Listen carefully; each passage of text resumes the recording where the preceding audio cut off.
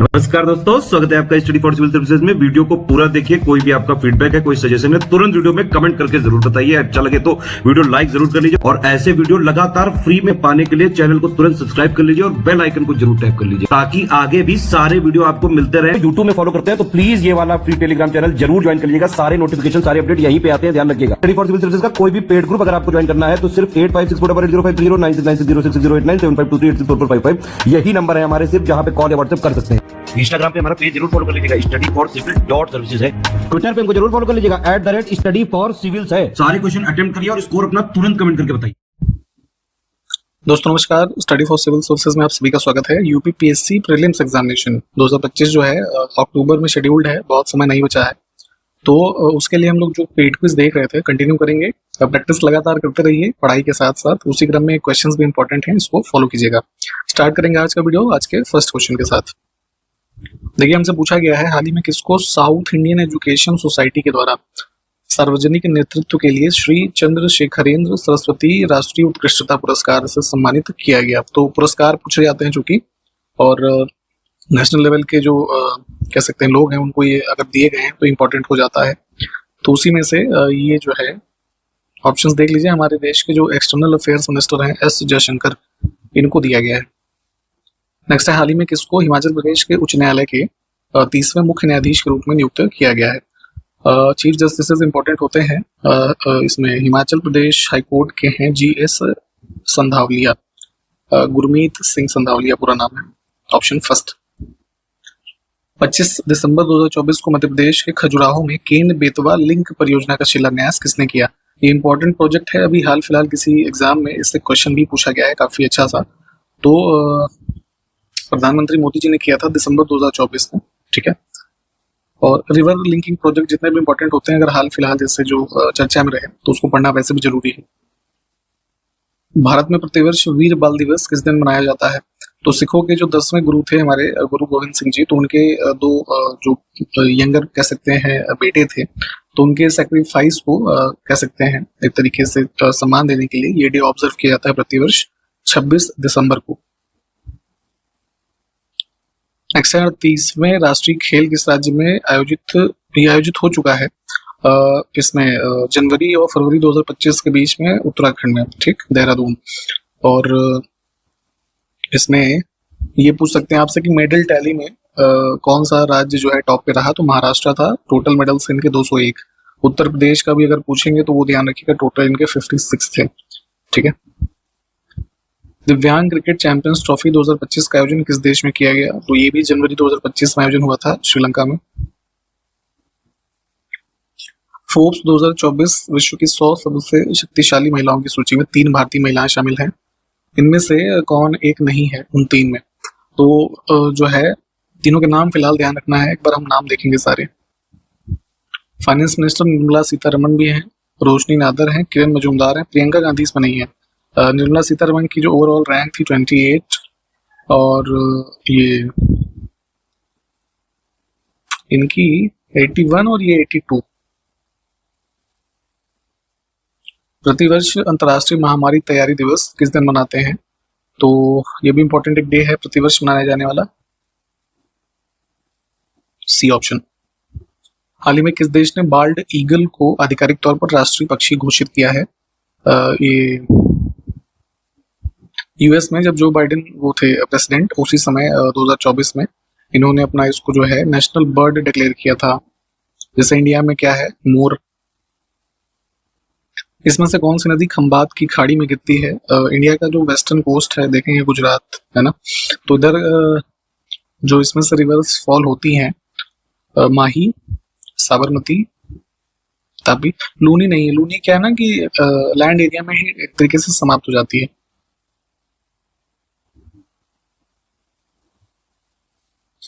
अगला है, किस हड़प्पी स्थल से ऊंट की अस्थियां मिली हैं। इंडस वैली सिविलाइजेशन के साइट्स पहले भी हमने बात की है कि इंपॉर्टेंट होते हैं, फाइंडिंग्स इंपॉर्टेंट है, अक्सर पूछी जाती हैं। तो ये वाला जो है ये कालीबंगा, ठीक है, वर्तमान जो राजस्थान राज्य है हमारा, वहां ये साइट स्थित थी। किस शहर में अकबर के शासनकाल में निर्मित नीम सराय मीनार स्थित है। तो जो फतेहपुर सीकरी में मीनारे हैं, है ना, तो उसी के सिमिलर नीम सराय बनाया गया था ओल्ड मालदा में, ठीक है, महानंदा रिवर के बैंक्स पे, ऑप्शन बी। हमारे पास इंस्टीट्यूट्स हैं कुछ उत्तर प्रदेश में स्थित और किस जिले में स्थित है उसको मैच करना है। सब्जी अनुसंधान संस्थान वाराणसी में है, तो ए का हो गया 2। Indian Institute of Sugarcane Research Lucknow में है, 4। कालीन तकनीकी संस्थान भदोही में है, ऑप्शन 1 हो जाएगा इसका। और पशु वाला ये बरेली में है ना, तो 2, 4, 1, 3, ठीक है, ABCD के हिसाब से।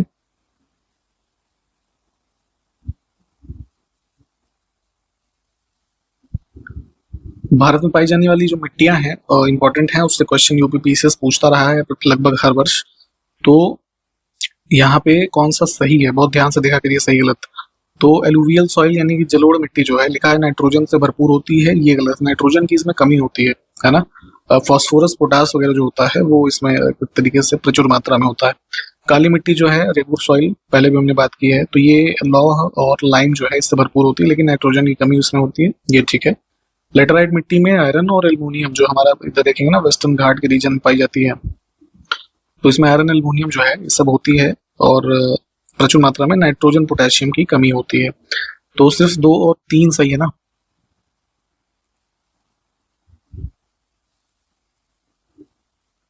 भारत के संविधान में प्रतिस्थापित निम्नलिखित में से कौन से मौलिक अधिकार केवल नागरिकों से संबंधित हैं? फंडामेंटल राइट भाग 3 में 12 से 35 अनुच्छेद के बीच में है, ठीक है। अब इसमें 2 चीजें, मतलब वही जो क्वेश्चन है उसके हिसाब से देख लेते हैं। एक होते हैं जिनके पास इंडियन सिटीजनशिप है, ठीक है। दूसरे वो कि कुछ ऐसे फॉरेनर्स जो इंडिया में रहते भी हैं, है ना। तो जो है हमें ये देखना है कि जो इंडियन सिटीजन्स के लिए सिर्फ अवेलेबल है कौन कौन से आर्टिकल है वो। तो अनुच्छेद इसमें ये 15, 16, 19, 29 और 30, ठीक है। इसके अलावा जितने भी हैं वो सिटीजन्स एज वेल एज अन्य जो नागरिक, मतलब जो लोग रह रहे हैं उनके लिए भी अवेलेबल है। तो इसमें से ये जो है ये 21 ऑड हो गया, ठीक। तो 1, 3, 4 हो जाएगा इसका उत्तर।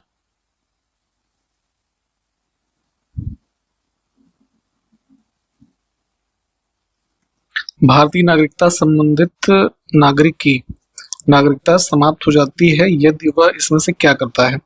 देखिए 5 से 11 जो हमारे आर्टिकल से कॉन्स्टिट्यूशन भाग 2 में, उसमें सिटीजनशिप से संबंधित प्रावधान है, उसको देख लीजिएगा। ये सिटीजनशिप एक्ट जो था 1955 का, उसमें 3 चीजें बताई गई हैं इसके माध्यम से सिटीजनशिप किसी की जा सकती है ना। रिनंसिएशन, टर्मिनेशन और ये डिप्राइवेशन, ठीक है। ये 3 टर्म के बारे में डिटेल में देखिएगा। फिलहाल अगर इस ऑप्शंस में देखें तो अगर वही है कि स्वेच्छा से कोई परित्याग कर देता है तो नागरिकता समाप्त हो जाएगी। स्वेच्छा से किसी अन्य देश की नागरिकता प्राप्त कर लेते हैं अगर आप, तो भी समाप्त हो जाएगी। किसी अन्य देश के नागरिक से विवाह करने पर समाप्त ऐसा कुछ नहीं है, या फिर सरकार की आलोचना निंदा करने पर भी नहीं होती है।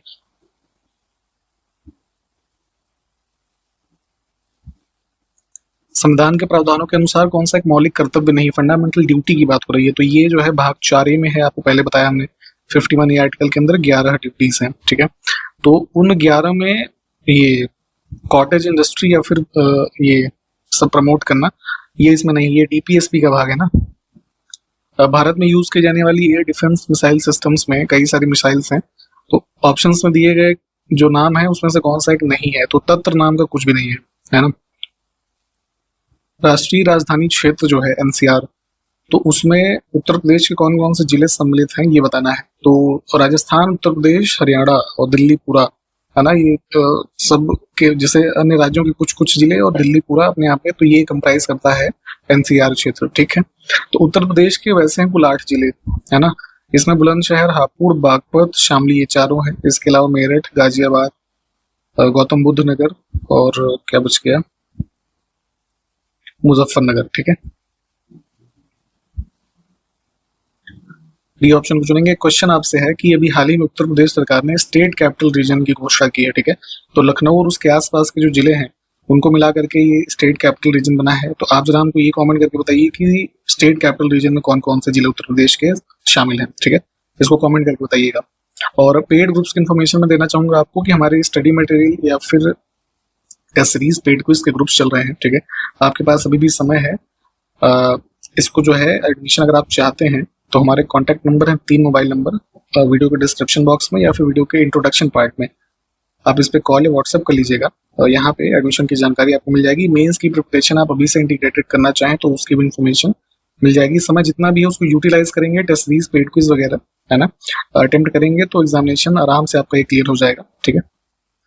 भारत में जो कुछ ये कंपनीज फेमस हैं, प्रोडक्शन कंपनीज आयरन ओर वगैरह से, तो इनकी स्थापना किसी अन्य देशों के सहयोग से हुई। ठीक है। तो उस बारे में कौन सा सुमेलित नहीं है पेयर, इसमें भिलाई के लिए लिखा है यूएसए, अमेरिका, है ना, तो ये गलत हो जाएगा। भिलाई की स्थापना जो है फॉर्मर जो हमारा यूएसएसआर था उसके सहयोग से हुई है। ठीक है। अन्य 3 ऑप्शन ठीक है, इनको देख लीजिए। इसमें से कौन सा एक युग्म सुमेलित नहीं है? कुछ प्रमुख पुस्तकें हैं और राइटर का नाम जो है, तो इंडियन फिलोसफी राजेंद्र प्रसाद लिखा है, ये गलत हो जाएगा। ये डॉक्टर एस राधाकृष्णन की पुस्तक है। इसके अलावा अन्य ऑप्शन ठीक है। एक पुस्तक का नाम है ये फिलोसफी ऑफ द बॉम्ब, इसके राइटर का नाम जरा बताइए, हमने पहले बता रखा है। अगला है कौन सा एक युग्म सुमेलित नहीं है? अनहैप्पी इंडिया पुस्तक जो है जवाहरलाल नेहरू की नहीं, लाला लाजपत राय जी की है। ठीक है।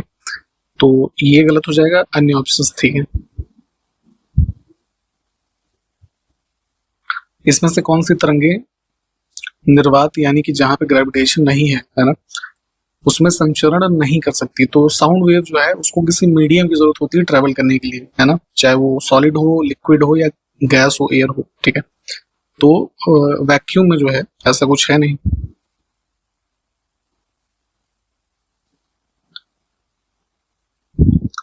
नेक्स्ट है कनगनहल्ली, एक आर्कियोलॉजिकल साइट है, इसके बारे में 3 कथन है, कौन सा सही है ना। इसमें देखिए कर्नाटक राज्य में ये स्थित है, यहाँ पे भीमा नदी के तट पे, और अशोक जो थे शासक, उनकी यहाँ पे प्रतिमा मिली है। ठीक है, फाइंडिंग्स में। तो तीनों कथन हमारे ठीक हैं।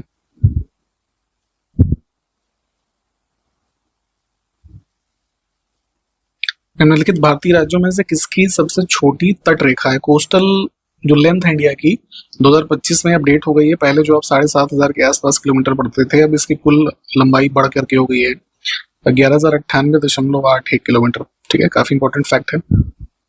सबसे ज्यादा गुजरात की है अभी भी। ठीक है। और अगर इन ऑप्शंस में देखें तो महाराष्ट्र की सबसे कम है। महाराष्ट्र की कोस्ट लाइन अब है करीब 877 किलोमीटर। ठीक है।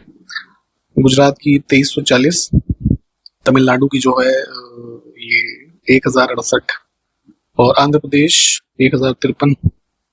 ठीक। 19वीं शताब्दी में हिंदू धर्म सभा की स्थापना इसमें से किसने की? अराउंड 1830 में कलकत्ता में राधाकांत देव के द्वारा।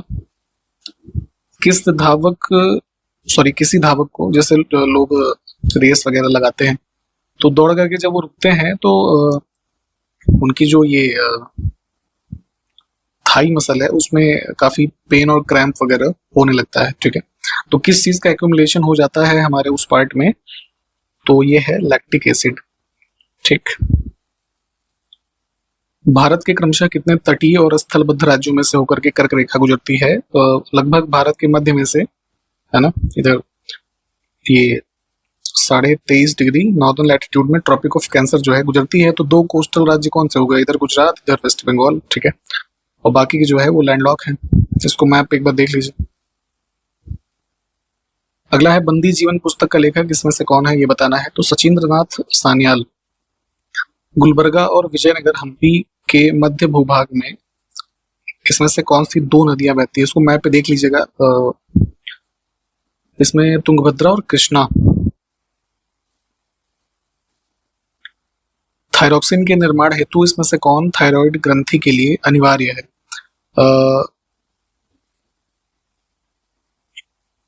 थायराइड ग्रंथि से संबंधित है आयोडीन। ठीक है। तो यही एसेंशियल हुआ, ऑप्शन डी। और कई बार ये क्वेश्चन पूछ लेते हैं कि थायरॉक्सिन का निर्माण किस ग्रंथि से होता है, तो ये भी ध्यान रखिएगा। सामान्य कीमत स्तर में क्रमिक गिरावट को क्या कहते हैं? तो जैसे मान लीजिए किसी चीज का प्राइस 100 रुपए है अभी, ठीक है, धीरे धीरे वो 95 हुआ, 90 हुआ, 85, है ना, ऐसे ऐसे होता रहा, तो एक कह सकते हैं कि जनरल डिक्रीज जो होता है ना, प्राइस लेवल में, तो वो डिफ्लेशन होता है।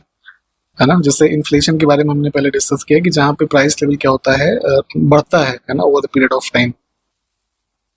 इसमें प्रौद्योगिकी अथवा विशेष उत्पादों की मांग में परिवर्तन के कारण होने वाली बेरोजगारी को क्या कहते हैं। तो सपोज आपने कोई एक स्किल सीखा है, मान लीजिए, ठीक है, जिस प्रोडक्ट पे आप वो काम करते हैं वो उस प्रोडक्ट की डिमांड ही नहीं है मार्केट में, या फिर कोई नई टेक्नोलॉजी आ गई। जैसे आजकल बहुत सारे जैसे सॉफ्टवेयर इंजीनियर्स थे, उनका काम आर्टिफिशियल इंटेलिजेंस के माध्यम से किया जाने लगा है, ठीक है। तो क्या हुआ कि अब इनकी डिमांड कम हो गई, तो भी बहुत सारी कंपनीज में इनको निकाला जा रहा है, ठीक है, तो जॉब्स है नहीं। तो इस तरीके की जो है बेरोजगारी को बोलते हैं स्ट्रक्चरल अनएम्प्लॉयमेंट। ये सारे टाइप ऑफ अनएम्प्लॉयमेंट जो है इंपॉर्टेंट है, इसको पढ़िएगा। इसमें से कौन सा इतिहासकार मंगोलों के द्वारा बंदी बनाया गया था। तो मंगोल्स इन्वेजन जब हुआ इंडिया में, तो अमीर खुसरो को इन्होंने कैप्चर किया था। तो इंडस रिवर के तट पे जो है ये लोग रेस्ट वेस्ट कर रहे थे, तो ये भाग गए थे वहां से, अमीर खुसरो, है ना। तो ये इवेंट था, इसको ध्यान रखेंगे। इन पुस्तकों में से किसकी रचना अमीर खुसरो ने नहीं की थी, ठीक है। ताजुल मासिर, ये इसके राइटर थे, ये हसन निजामी। अन्य तीन ऑप्शन ठीक है। वह मुस्लिम लेखक कौन था जिसने भगवत गीता, पुराण, वराहमिहिर, ब्रह्मगुप्त इन सब का अध्ययन करने के बाद तुलनात्मक धर्म में रुचि दिखाई। तो ये जो एंशियंट टेक्स्ट है या इन सब के द्वारा जो लिखी गई चीजें, इन सब का अध्ययन करने के बाद इसने इन सब का सार कह सकते हैं कंपाइल किया था किताबुल हिंद में, ठीक है। इसने अल बरूनी, तो उसके बारे में ही बात हो रही है। सफीनत उल औलिया का लेखक इसमें से कौन था। ये पुस्तकें बहुत ही इंपॉर्टेंट है सारी जो हम देख रहे हैं।